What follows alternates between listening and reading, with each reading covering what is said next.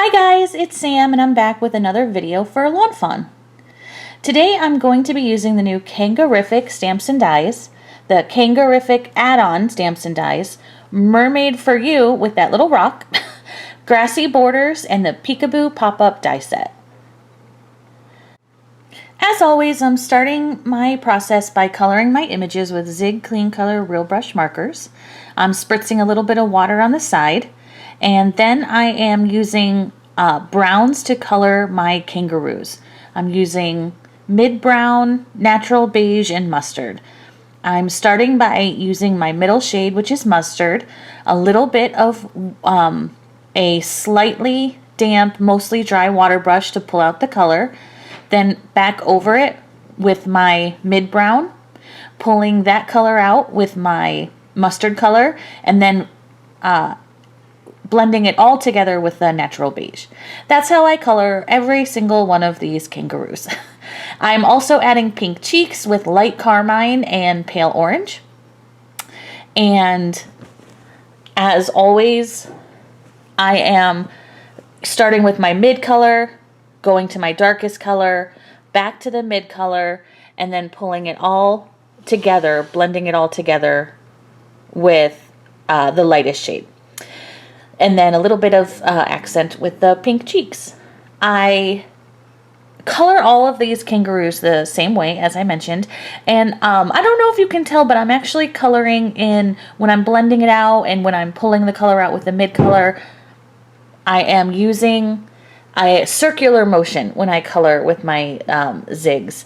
You can kind of see it. I'm not just adding a straight line. I'm working the color together with the water brush.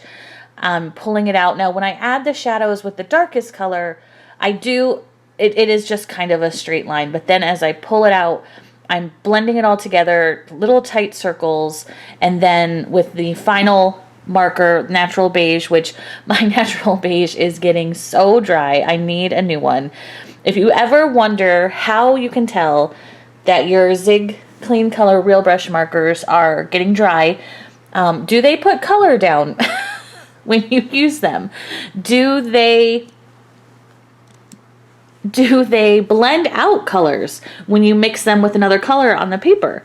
Do they look like a old toothbrush that has not been used in a long time? That's how you can tell. Okay, I'm going to color these tufts of grass all the same way. I'm using May green, and yellow green. I'm using these same colors as well for the tops of the trees. I end up not using these greens. I'm sorry. I end up not using these leaves because, sorry, my cat is jumping all over me. I end up not using the grass because I end up coloring the ground in a warm sandy color, and I thought about adding the tufts of grass, but then I just ran out of room on my card front. You know, I usually stamp more than I need, but I'm saving the grass for another day and another card. And here I am using the same colors to color the tops of the trees. I forgot to mention I also use these colors for the tiny, tiny leaves on the flowers. And next I'm going to color the base of the trees. I am using different color browns than the kangaroos. I'm using the lightest color to color it all in with my water brush, darkest color along the shadowed areas, and then that light color again. I'm using sand, mocha, brown, and beige. And so here I am, I'm just using the sand color.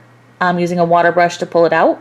The mocha brown in the shaded areas, back to the sand, and then a little bit of natural beige to pull it all out and blend it all together at the very end.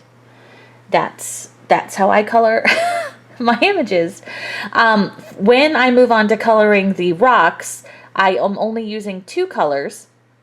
I'm using platinum brown and warm gray too. And also I'll be using the water brush more. I wanted just like a hint of color on these rocks, but as usual, when I color, I am all in. I love looking at people's cards when they color and it's a light whisper of a color and it's pastels, I can never stop myself. So as you can see, these grays on the rocks, they're pretty gray.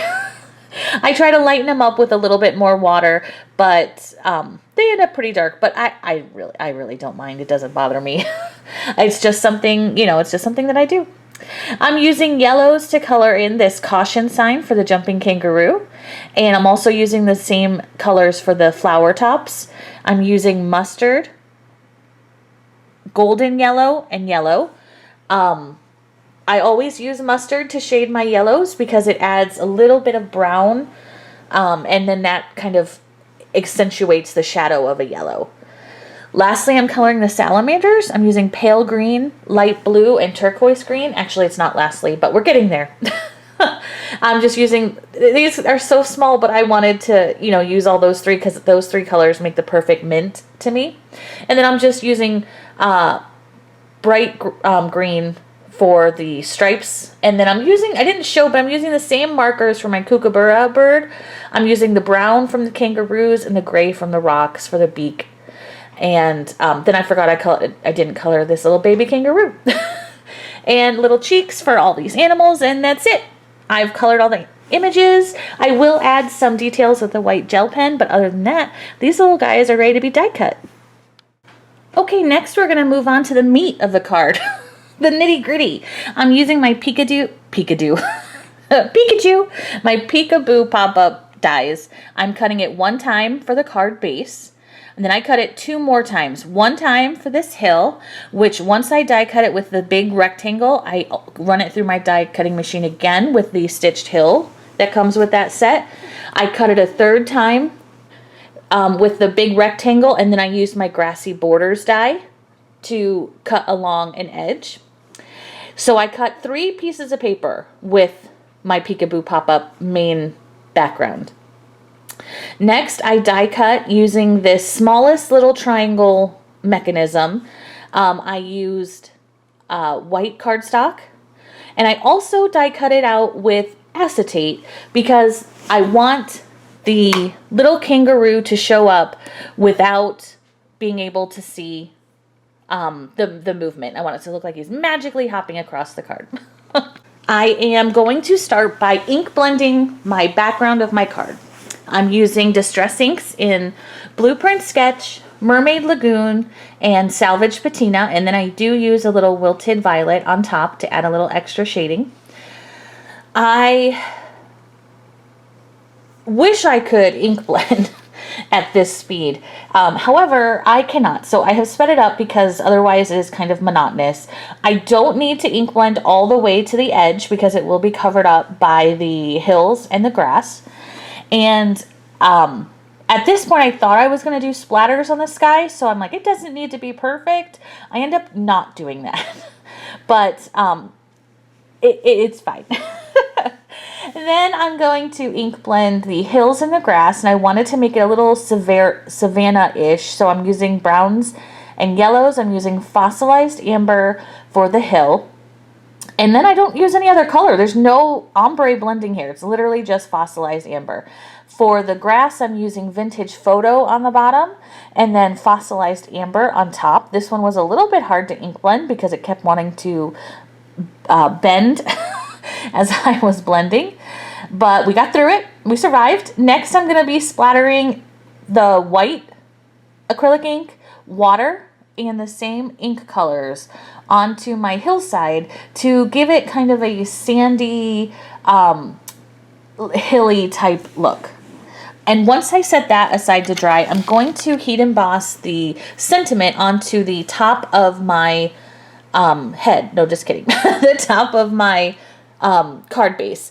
I'm heat embossing in white, and you definitely want to do this step before you put the card together to avoid any mishaps. So as you can see, my score lines on my base of my card are on the left. You want to fold these into a mountain shape. You always want the base of the card for Peekaboo Pop-Ups to have the mountain shape. So I'm just folding it using my bone folder to make sure it's nice and crisp. And as you can see, it goes up. It goes up there at the edge. So it's kind of like a mountain.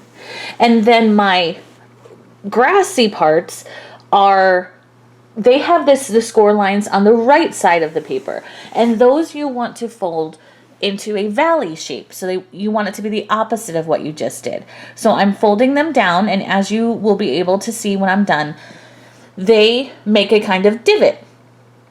And I'm folding them both the same way because they will layer on top of each other. And as you can see, they go down. It doesn't make a mountain. It goes down. So, okay, so far so good. We've got opposites. The bottom one is a mountain. The tops are valleys.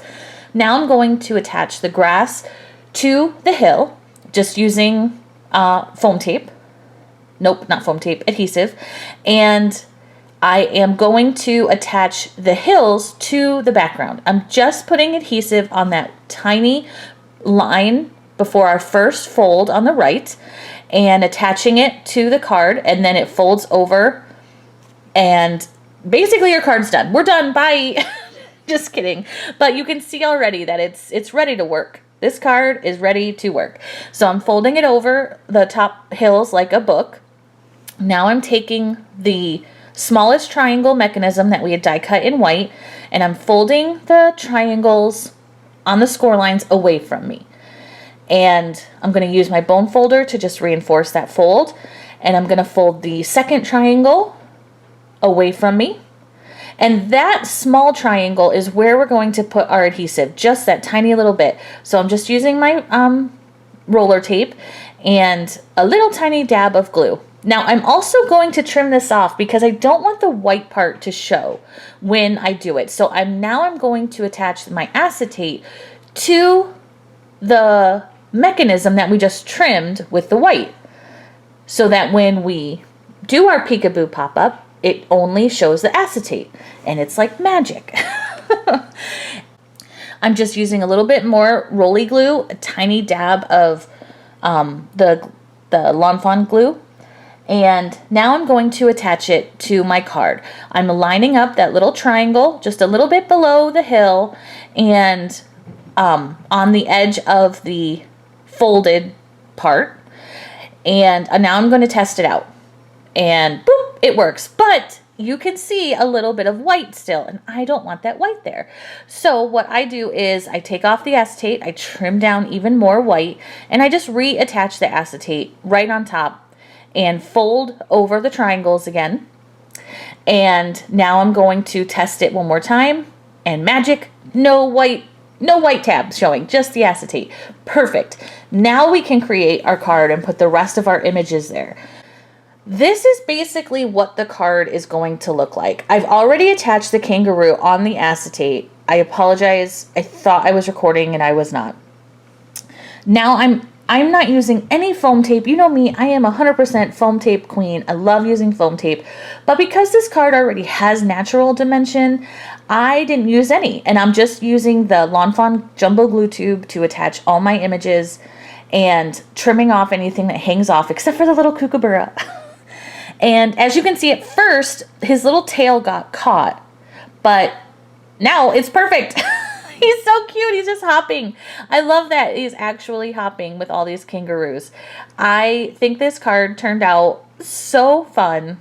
I could play with this all day. I'm going to have a hard time giving it to the sender or the recipient because I'm just going to want to play with it. These are so easy to make. You can make a variety of cards. And I just love how this kangaroo is with all his kangaroo friends just hopping up. He's just hopping up. I hope you enjoyed it as much as I did. Please be sure to check out the card up on the Lawn Fawn blog and have a great day. Bye!